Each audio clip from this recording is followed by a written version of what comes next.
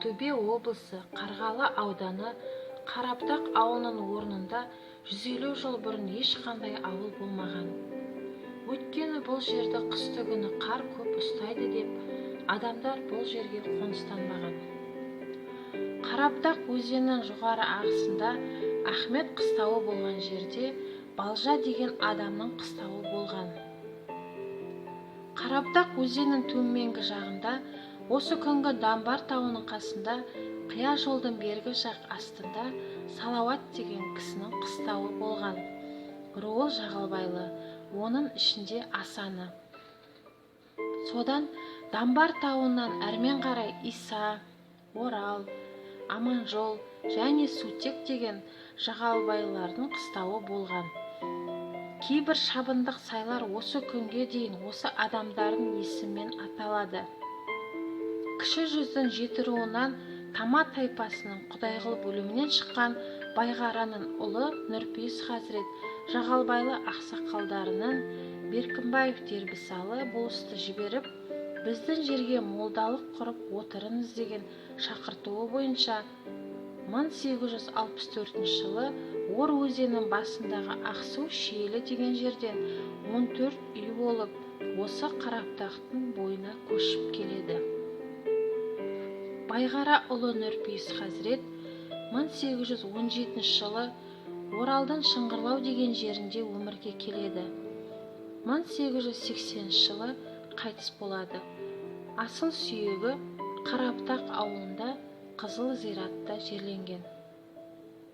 Нұрпейіс Хазірет жас кезінде молдалардан сабақ алып, білімін шыңдау үшін Бұхараның Көгілташ медресесінде 6 жыл, Сауд Арабиясының Хам шаһарында 4 жыл оқып, өте білімді болып оралады. Қасиетті Меккеге барып, қазақ деген ұлт бар, олар мұсылмандар деп дәлелдейді.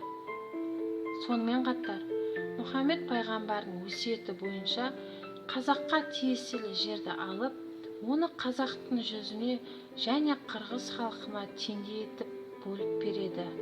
Ұлы жүзден Қасымбек Датқа, орта жүзден Тобықты руынан Құнанбай қажыға, кіші жүзден Ақмешіттік Марқұм мырзаға, қырғыздан Шәбден батырға хабар жібереді.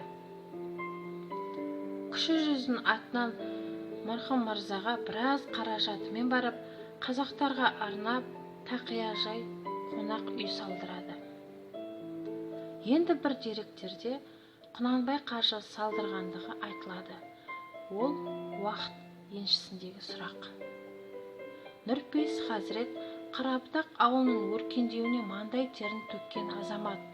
Ауылда ағаштан салдырған мешіті Башқұртстаннан адамдармен тіл табысу арқылы, жүздеген көлікпен ағаш үрлік әкелу арқылы салынған. Халықты діни сауаттандырып, отырықшыл өмірге үйреткен. Егін ектіріп, Оралдан Заколовский деген адамды алдырып, Қарабұтақтан 16 шақырым өзен бойына су энергиясын пайдаландырып, диірмен салдырған. Таудың етегі мешіттің жоғарғы жағынан ашқан қасиетті бұлағы ауыз су мәселесін шешкен.